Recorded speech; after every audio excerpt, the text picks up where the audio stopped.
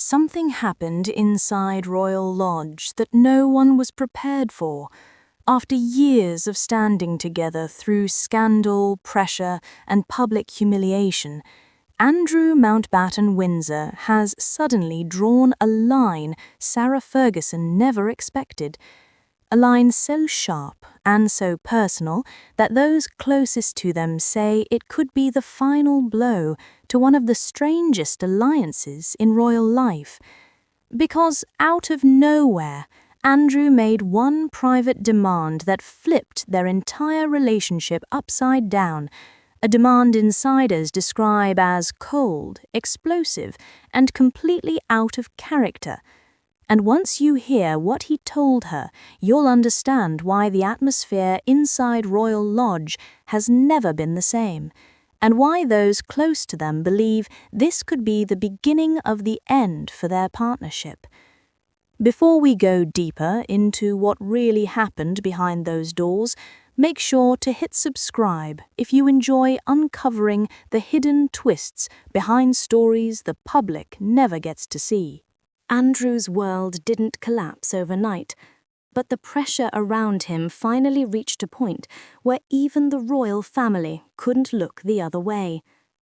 After years of scrutiny over his connection to Jeffrey Epstein, the consequences he had managed to dodge for so long came down all at once.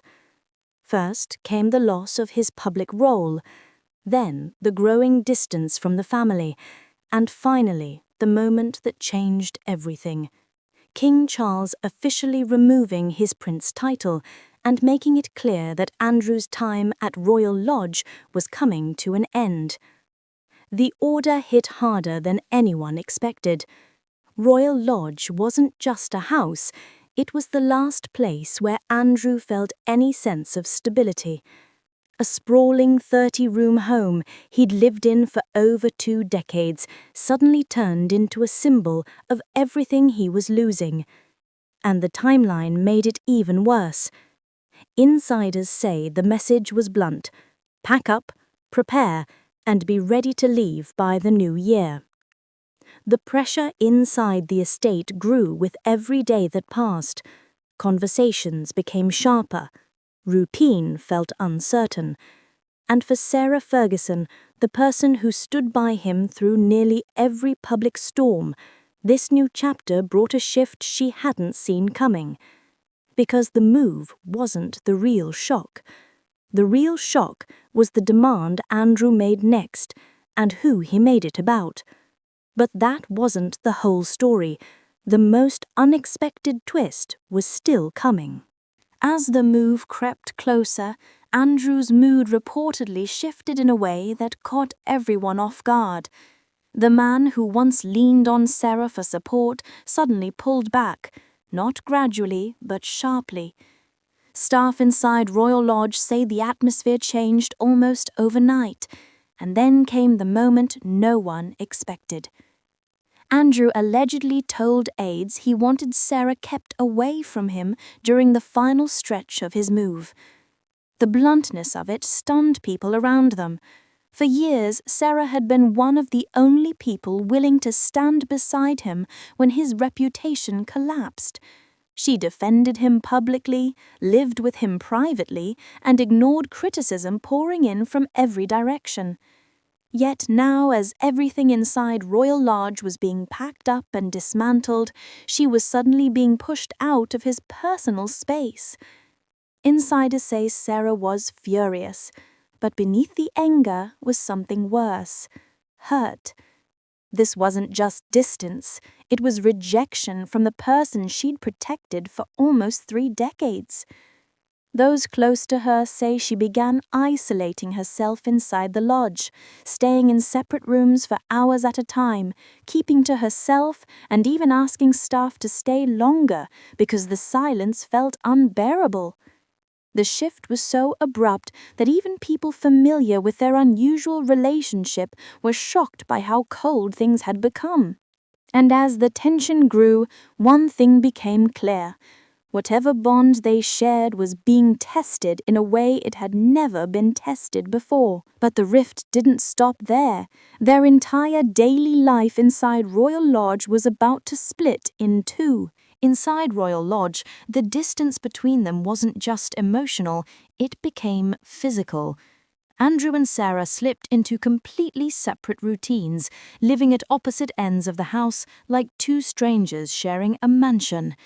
They moved quietly, avoided crossing paths, and kept their conversations limited to the rare moments they sat down for meals. Even those shared dinners, once a place where they worked through problems, reportedly turned into tense, clipped discussions about what comes next. Sources say the pressure of the upcoming move weighed differently on each of them. Andrew grew colder and more withdrawn, focusing on the logistics of leaving the only home he'd known for 20 years. Sarah, meanwhile, carried a different kind of fear, not about the house itself, but about what their separation meant for her future and the future of their daughters. Those close to the situation described the atmosphere as heavy, with conversations that quickly escalated from practical planning to emotional outbursts. Sarah, in particular, was said to be panicking. The uncertainty, the isolation, the sudden shift in Andrew's behavior, it all piled up. And with every passing day, the space between them grew wider. She worried about being caught in the fallout. She worried about how the public would see her once they were no longer living under the same roof. And most of all, she worried about the impact on Beatrice and Eugenie, who found themselves watching their parents' long-standing partnership unravel in slow motion. Everything inside Royal Lodge was changing, but the biggest split was still ahead. Because once the move became official, their lives weren't just drifting apart, they were heading in completely opposite directions.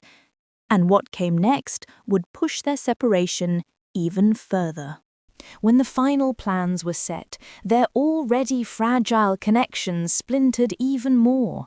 Andrew's destination was confirmed first, a quiet property on the King Sandringham estate, far from Windsor, far from attention, and far from the home where he tried to hold on to the last pieces of his old life. Insiders called it an internal exile, a place where he could disappear from public view while the family quietly distanced themselves. For Sarah, the future looked completely different. Instead of remaining anywhere near Windsor, she prepared for a move overseas. Reports say she's heading to Portugal, settling into Princess Eugenie's mansion on the Costa Terra estate. Eugenie and her husband had even arranged a private suite for her, a gesture that showed just how deeply their daughters worried about her being left behind.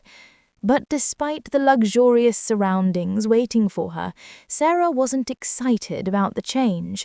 The reality of leaving Royal Lodge, the only place where their strange, complicated partnership made sense, hit her hard. The staff noticed it too. She lingered in hallways, stayed out of sight, and held on to familiar routines because everything around her felt like it was slipping away. For years, Andrew and Sarah lived side by side in a way that defied expectations. But now, with one heading into a secluded life in Norfolk and the other crossing borders in search of stability, the gap between them had never been wider. Their shared history, once a source of comfort, now felt like something they were packing into boxes and leaving behind. And yet, even with both of them moving in completely different directions, the biggest question still remained: what happens to a partnership built on decades of loyalty when distance becomes permanent? Because their final destinations reveal even more about what their future really looks like.